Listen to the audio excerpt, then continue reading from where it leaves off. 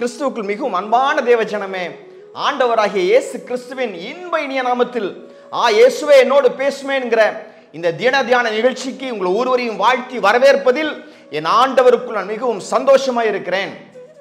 எப்பொழுதும் சந்தோஷமாய் இருங்கள். நம்ம ஆண்டவருடைய நல்ல வசனத்தை பார்த்து களி கூறுவோம். வாருங்கள்.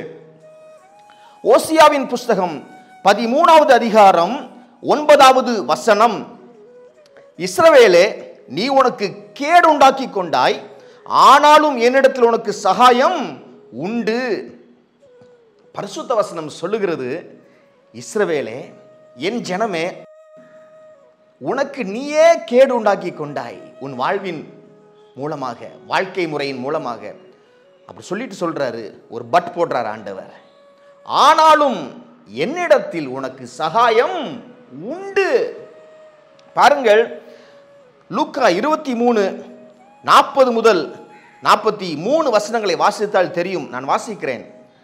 மற்றவன் அவனை நோக்கி, நீ இந்த ஆக்கினைக்கு உட்பட்டவனாய் இருந்தும் தேவனுக்கு பயப்படுகிறது இல்லையா? நாமோ நியாயப்படி தண்டிக்கப்படுகிறோம். நாம் நடப்பித்தவைகளுக்கு தக்க பலனை அடைகிறோம். இவரோ தகாதது ஒன்றையும் நடப்பிக்கவில்லையே என்று அவனை கடிந்து கொண்டு இயேசுவை நோக்கி, ஆண்டவரே, நீர் உம்முடைய ராஜ்யத்தில் வரும்போது அடியேனை நினைத்தருளும் என்றான். இயேசு அவனை நோக்கி, இன்றைக்கு நீ என்னுடனே கூட பரதீசில் இருப்பாய் என்று மெய்யாகவே உனக்கு சொல்லுகிறேன் என்றார். பாருங்கள், சிலுவையில ஆண்டவர் நடுவில் தொங்கிட்டு இருக்காரு. வலதுபுறம் ஒரு கல்லன், இடதுபுறம் ஒரு கல்லன், 2 கல்லங்க மத்தியில் ஆண்டவர் தொங்கிட்டு இருக்காரு. அதில் ஒருவன் நல்லவனாய் இருக்கிறான், நல்ல கல்லன் என்று சொல்லுவார்கள். இந்த நல்ல கல்லன் கெட்ட கல்லனை பார்த்து சொல்லுகிறான், எப்பா, நீ இவ்வளவு தண்டனை வாங்கினதுக்கு அப்புறமும் உனக்கு பயமே இல்லையா? என்ன பயம்? ஆண்டவரை குறித்த பயம் உனக்கு இல்லையா என்று கேட்கிறாரு. அப்போ இந்த திருடனுக்கு இருந்த நல்ல குவாலிட்டி என்ன தெரியுமா? ஆண்டவரை குறித்த பயம் அந்த மனுஷன் வாழ்க்கையில காணப்பட்டது. அவர் சொல்றாரு, நீயும் நானும் கெட்ட கல்லனும் நல்ல கல்லனும் பேசிக்கிட்டுறாங்க. நல்ல கல்லன் சொல்றான், நீயும் நானும் நமக்கு செஞ்சதுக்கு தகுந்ததை நம்ம அறுத்துட்டு இருக்கிறோம். ஆனால் இவரோ ஒரு தப்பும் பண்ணவே இல்லை, நல்லவர் நம்ம மத்தியில தொங்கி கொண்டிருக்கிறார் சொல்றாரு. அப்போ ஒத்துக்கொள்றாரு, நான் தப்பு பண்ணியிருக்கேன், இயேசு கிறிஸ்து தப்பு பண்ணலை, அவர் தண்டிக்கப்படுறாரு, நானும் அவரோடு சேர்ந்து தண்டிக்கப்படுறேன்னு ஒத்துக்கொள்றாரு. பாருங்க, ஹல்லேலூயா. அது மாத்திரமல்ல, அவர் சொல்றார், ஆண்டவரே, நீர் உம்முடைய ராஜ்யத்தில் வரும் பொழுது அடியேனை நினைத்தருளும் அப்பா சொல்றார். அவருக்கு ஆண்டவருடைய ராஜ்யத்தை குறித்த அறிவு இருக்குது. இந்த வாழ்க்கையோடு எல்லாம் எனக்கு முடிஞ்சு போயிடாது, இன்னும் எனக்கு ஒரு வாழ்க்கை இருக்குது, அதை நினைத்தருளும் என்று விசுவாச வார்த்தைகளை சொல்லுகிறார். அப்படிப்பட்ட கல்லனை தான் ஆண்டவர் சொல்றாரு, என் ராஜ்யத்தில் வரதெல்லாம் இருக்கட்டும், அதெல்லாம் ஃபியூச்சர், இன்றைக்கு நீ பரதீசில என்னோடு இருப்பாயின்னு சொல்றாரு. ஆவிகள் இளைப்பாறும் இடமாகிய பரதீசியில் இன்றைக்கு நீ என்னோடு இருப்பாய் ஆண்டவர் சொல்றாரு. ஹல்லேலூயா. அப்போ ஆண்டவர் சொல்றாரு, மெய்யாகவே உனக்கு நான் சொல்லுகிறேன். சிலுவையில தொங்கிட்டு கொண்டிருக்கும் போது கூட அதிகாரம் போல பாருங்க, ஆண்டவரை விட்டு மெய்யாகவே உனக்கு நான் சொல்லுகிறேன் ஆண்டவர் சொல்றாரு. உண்மையாகவே அந்த ட்ரூத்ஃபுல்னஸ் அப்படியே இருக்குது. சிலுவையில தொங்கி கொண்டிருக்கும் பொழுதும் ஆண்டவர் அப்படியே இருக்காரு. பாருங்க, அது மாத்திரமல்ல, லூக்கா 8:29 வாசித்தால் தெரியும் பின்பகுதியை. அந்த அசுத்தாவி வெகு காலமாய் அவனை பிடித்திருந்தது.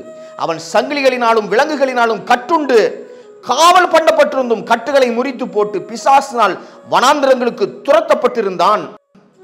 இந்த மனுஷன் பாருங்க, அந்த மனுஷனை கட்டி வைக்கிறாங்க, கிறுக்கு பைய அப்படின்னு சொல்லி அவனை கட்டி வைக்கிறாங்க. ஆனாலும் எல்லாத்தையும் உடைச்சிட்டு வனாந்திரங்களுக்கு ஓடுவான். அவனை யாராலையும் கண்ட்ரோல் பண்ணவே முடியாது. அவன் வாழ்க்கை அப்படிப்பட்ட வாழ்க்கையா இருந்தது. ஹல்லேலூயா. அவன் தனக்கே கேடு உண்டாக்கி கொண்டான். கல்லெல்லாம் எடுத்து தண்ணியை கீறி கொள்ளுவான், கல்லறையில போய் தூங்குவான். ஹல்லேலூயா. ஆமா, அப்படிப்பட்ட மனுஷன், சுயநினைவே இல்லாத மனுஷன். ஆனால் ஒரு நாள் இயேசு கிறிஸ்து ஒரு கரையிலிருந்து இன்னொரு கரையில ஷிப்ல போய் அவனை பார்த்தாரு, போட்ல போய் அவனை பார்த்தாரு. ஹல்லேலூயா.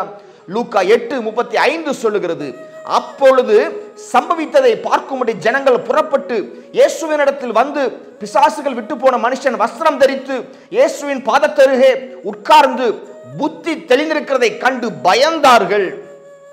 பாருங்கள் தேவ ஜனமே, அந்த மனுஷன் புத்தியெல்லாம் தெளிஞ்சிருச்சு. இயேசு கிறிஸ்துவின் பாதத்தருகே உட்கார்ந்து வசனங்களை கேட்டுக்கொண்டிருக்கிறாரு. இதை பார்த்த ஜனங்களுக்கு தேவன் மேல் பயம் வந்தது. ஹல்லேலூயா. அது மாத்திரமல்ல, தேவன் யாரை சுகமாக்கினாரோ அந்த மனுஷன் மேலேயும் பயம் வந்துருச்சு. ஹல்லேலூயா. உங்க வாழ்க்கைய நீங்க கேடு உண்டாக்கி இருக்கீங்க. உங்க வாழ்க்கையில உங்களே நீங்க நிறைய கெடுத்துட்டீங்க. உங்களுக்கு வர வேண்டிய நன்மைகளை நீங்களே கெடுத்திருக்கிறீங்க. ஆனாலும் ஆண்டவர் சொல்லுகிறார், ஆனாலும் சகாயம் உனக்கு உண்டு என்று ஆண்டவர் சொல்றாரு. ஹல்லேலூயா. யாருக்கு சகாயம் உண்டு? தன் பிழையை ஏற்றுக்கொண்ட அந்த கல்லன் போல மனுஷனுக்கும், அது மாத்திரமல்ல இந்த மனுஷன் ஹல்லேலூயா ஆண்டவர் கொடுத்த சுகத்தை ஏற்றுக்கொண்டு பாதத்தில் உட்கார்ந்துருக்கானே அப்படிப்பட்ட மனுஷனுக்கும் ஹல்லேலூயா என்ன உண்டு? சகாயம் உண்டு. ஆண்டவர் இந்த மனுஷனை தேடி போனாரு, போட்ல தேடி போய் அவனுக்கு சுகமாக்குனாரு. அதே போல நீங்க இருக்கிற இடத்துல ஆண்டவர் உங்களை தேடி வந்து உங்களை சுகமாக்குவார். ஹல்லேலூயா. ஆமா, அப்போ கேடு உண்டாக்கிட்டீங்க தெரியாம. ஆண்டவர் சொல்றாரு, ஆனாலும் இந்த ஜனங்களுக்கு சகாயம் நான் செய்வேன். சகாயம் செய்வார். நாம் ஜெபிப்போம் வாருங்கள். ஆண்டவரே, இந்த ஜனங்கள் தங்க வழியை அவங்களே கெடுத்துக்கிட்டாங்கப்பா. ஹல்லேலூயா. ஆண்டவர் இவங்க சொல்றாங்க, இனிமேல் நான் இதுலேருந்து வெளியே வர முடியாது, எல்லாம் மெஸ்ட் அப் அப்படின்னு சொல்றாங்க. ஆண்டவர் சொல்றாரு, உன் வீட்டை நான் சரியாக்குவேன். ஹல்லேலூயா. ஆண்டவர் சொல்றாரு, எல்லாமே குழம்பி போயிருச்சு என் வாழ்க்கையில. ஆண்டவர் சொல்றாரு, நான் எல்லாவற்றையும் சீர்படுத்துவேன். எல்லாம் சீர்கேடா இருக்குது. ஆண்டவர் சொல்றாரு, நான் எல்லாவற்றையும் சீர்படுத்துவேன். ஹல்லேலூயா. ஆண்டவர் உங்கள் பக்கமாய் இருக்கிறார். சத்ரு உங்களுக்கு என்ன செய்வான் ஆண்டவர் கேட்கிறாரு. ஹல்லேலூயா. ஆண்டவரே, இந்த ஜனங்களை ஆசீர்வதியும், சகாயம் செய்து திருப்தியாக்கும். ஆண்டவரே, தெளிந்த புத்தி உண்டாகட்டும் என்று சொல்லி ஜெபிக்கிறேன். சகாயம் உண்டாகட்டும் என்று சொல்லி ஜெபிக்கிறேன். நன்றி ஆண்டவரே. நன்றி செலுத்தி இந்த ஜெபத்தை எங்கள் அன்பர் இயேசு கிறிஸ்துவின் நல்ல நாமத்தில் ஏறெடுக்கிறோம் எங்கள் வல்ல பிதாவே. ஆமென், ஆமென்.